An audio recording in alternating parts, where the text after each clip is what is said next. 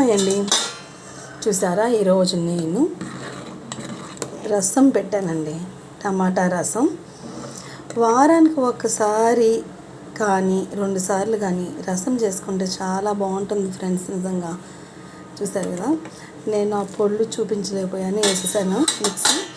ఏంటంటే కొంచెం ధనియాలు, జీలకర్ర, 2 స్పూన్లు ధనియాలు, 2 స్పూన్లు జీలకర్ర, కొద్దిగా 1 స్పూన్ కందిపప్పు, ఎందుకంటే చిక్కదనం రావడానికి, ఎక్కువ కాదు. ఎండుమిర్చి ఒక 4 వేసుకున్నాను. అలాగే కొద్దిగా అల్లం, ఒక 5-6 రెబ్బలు చిల్లుల్లిపాయలు అన్నమాట వేసి, ఎండుమిరపకాయలు కూడా వేసాను.